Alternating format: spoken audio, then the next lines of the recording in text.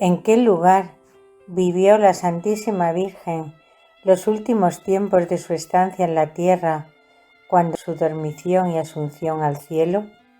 En su casita de Éfeso. Y esto lo sabemos gracias a las visiones que tuvo la beata Ana Catalina Emmerich, que pasó gran parte de su vida postrada en el lecho del dolor y muy lejos del lugar donde estaba la casita. Éfeso es una ciudad muy importante para la cristiandad ya desde antiguo, donde en el año 431 se celebró el concilio que proclamó que la Santísima Virgen es la Madre de Dios. Y a unas 3 horas de Éfeso nos dice la beata que vio una casita en la montaña construida a los pies de una ladera. Era la casita donde Juan, al que Jesús tanto amaba, condujo a su madre, que el Señor le había confiado al morir. En un paraje muy solitario que tiene muchas colinas fértiles y graciosas, y limpias cuevas de roca entre pequeños llanos arenosos. Un paraje salvaje, pero no un desierto, con muchos árboles de sombra ancha, tronco liso y forma de pirámide diseminados por allí. Cuando Juan trajo aquí a la Santísima Virgen, ya vivían en este paraje familias cristianas. Algunas moraban en las cuevas, que ampliaban para vivir con zarzos ligeros de madera, y otras en frágiles cabañas de lona.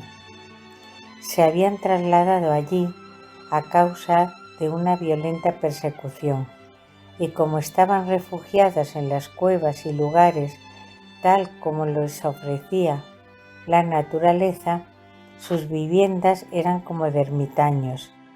Únicamente era de piedra la casa de María, y detrás de ella había un trecho corto de camino que subía a la cima rocosa del monte, desde la cual se veían por encima de las colinas y los árboles Éfeso, el mar y muchas islas.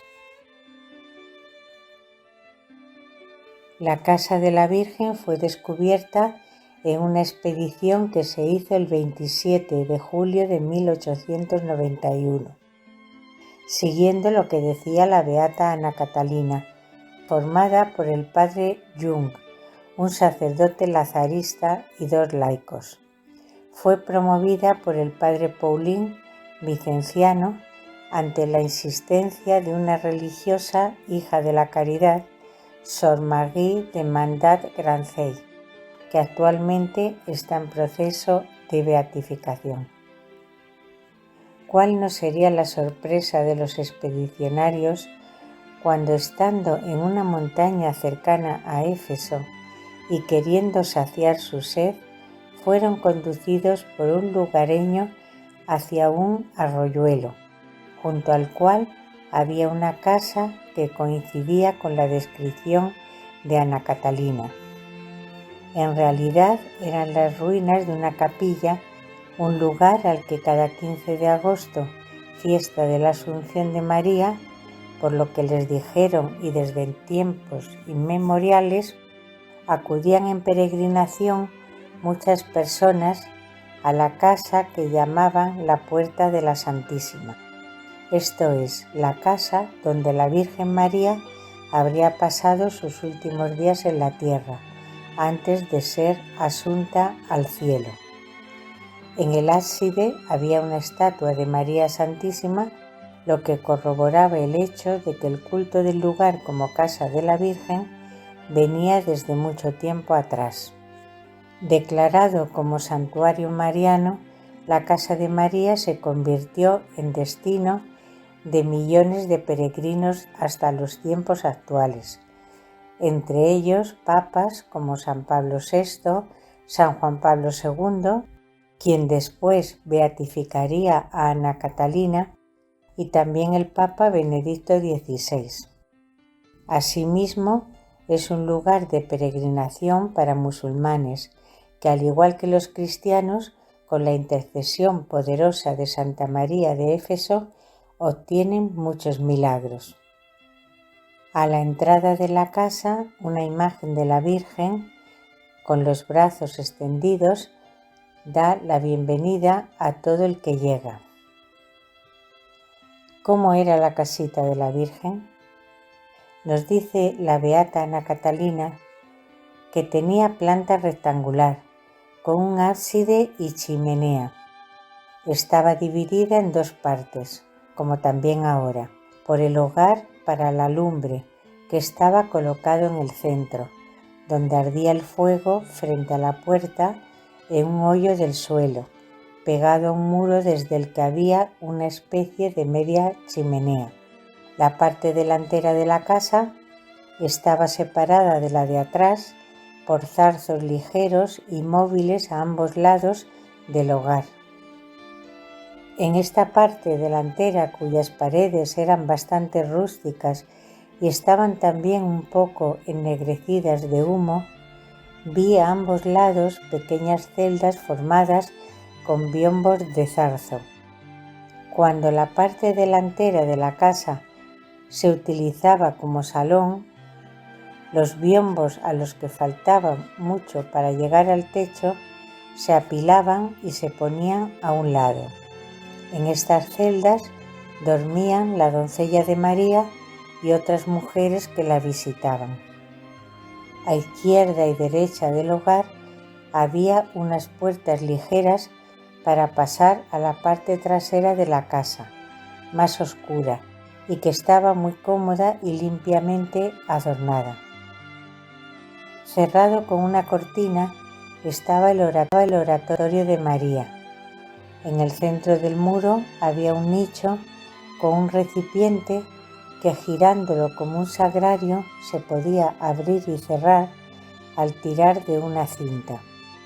Dentro tenía una cruz del tamaño de un brazo, con sus brazos encajados e inclinados en forma de Y griega mayúscula, tal como siempre he visto la cruz de Cristo. No tenía detalles ni adornos especiales, sino que apenas estaba tallada, como las cruces que traen todavía hoy de Tierra Santa. Creo que Juan y María la habían preparado por sí mismos. La cruz estaba formada por diversas maderas y estaba hincada en una elevación de tierra o piedra, como la cruz de Cristo en la roca del Calvario. A sus pies había una tarjeta de pergamino con algo escrito. Creo que eran palabras de Cristo. La figura del Señor estaba ligeramente arañada sobre la cruz, sencillamente y sin adornos.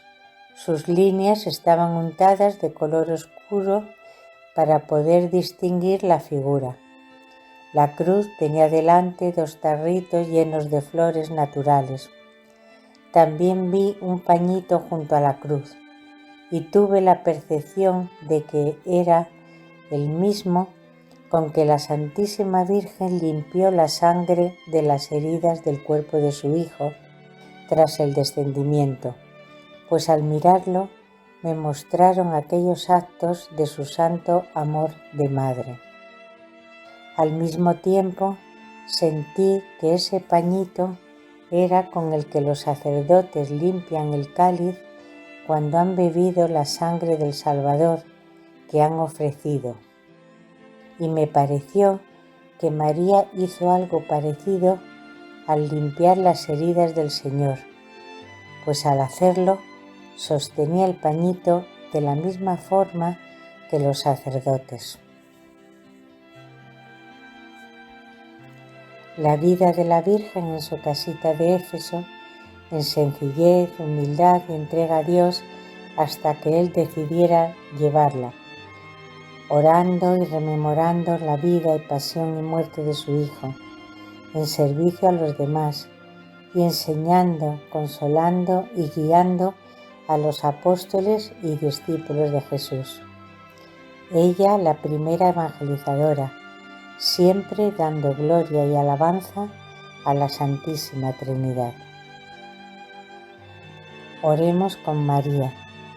Proclama mi alma la grandeza del Señor. Se alegra mi espíritu en Dios, mi Salvador, porque ha mirado la humillación de su esclava.